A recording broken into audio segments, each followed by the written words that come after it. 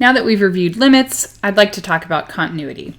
So we're going to say that f of x is continuous at x equals c if the limit as x approaches c from the left of f of x is equal to the limit as x approaches c from the right of f of x, both of which are equal to f of c. So that's a kind of longer way of writing essentially that the limit as x approaches c of f of x, which I'm using because the definition is indicating that approaching from the left and the right, we get the same thing. We get this f of c. So what I have in pink is kind of a shortened version of the equation to its left. And to think about the idea of continuity, especially if you're considering the graph of a continuous function, if a function is continuous everywhere, so I have the definition of continuity at a point here, but if this were to hold for all x values, you should be able to draw that graph of that function without ever lifting your pen or your pencil from the paper. And sometimes that can help to kind of think about what continuity might look like. So in terms, taking that general idea of graphs, let's look at 3 different graphs here and think about some of these concepts we're talking about of continuity, but also the idea of limits. So in this first graph, which I've labeled f of x, for reference, let me just give let's say there's some value a for each of these on the x-axis. So if you look at function f of x here, we could say a few things about this. So certainly, let's see. The limit, let me write this a little bit more concisely. So if I'm thinking about the behavior of the function at a, for one, I'd have to lift my pencil off the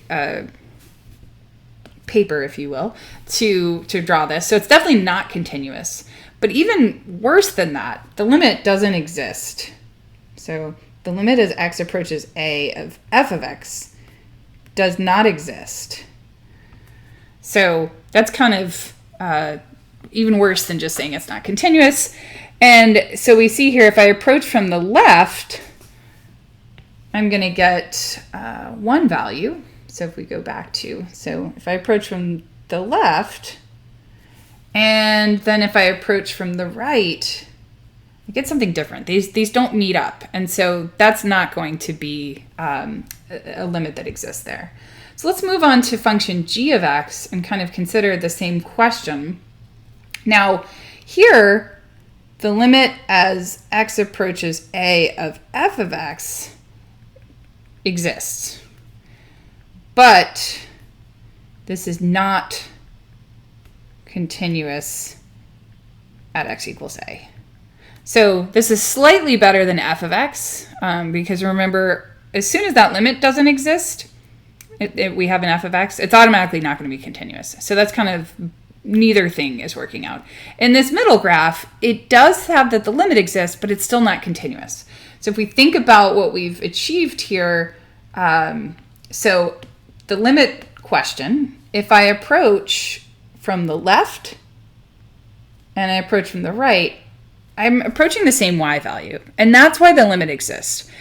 But the problem is, while that limit exists, it's not equal to the value of the function at a. That's what that filled in black dot is. So that kind of hole is a way that we could have a discontinuity, even if the limit still exists.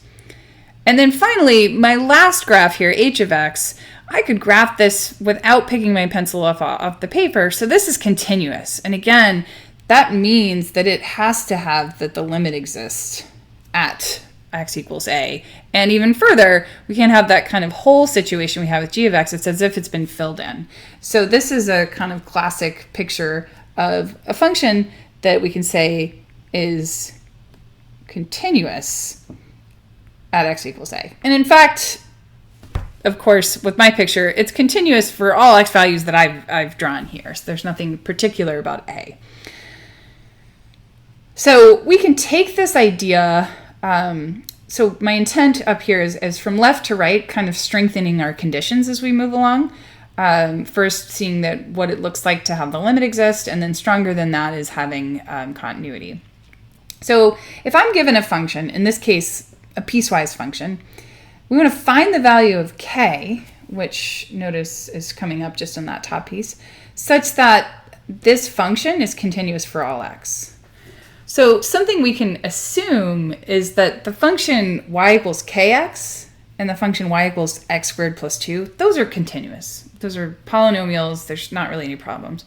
So in order for this to be continuous at all x, we really only need to worry about the breakpoint. We're jumping from one function to another at x equals 1. We want to, first of all, ensure that those two sides meet. So we don't want a picture like this first one on the left. And we won't encounter, as long as we ensure that the two sides meet, we won't encounter the issue of the middle graph. That's because the way this function is defined is that the value of the function at 1 is going to automatically equal what we're approaching from the left. So we essentially just need to ensure that these two function pieces meet at this cutoff point x equals 1. How do we do that? Well, we need to take the limit as x approaches 1 from the left of f of x. That's going to be the limit as x approaches 1 of the function kx. And that's just going to be k times 1 or k. The limit as x approaches as x approaches 1 from the right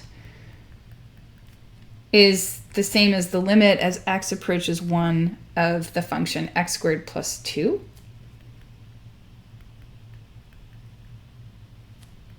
Which is 3. In order for us to ensure that the limit exists, and in this example leads to continuity, we need these to be equal. So we need, go down here. So we need to have these two equal, which answers our question. We're going to need the value of k to be 3.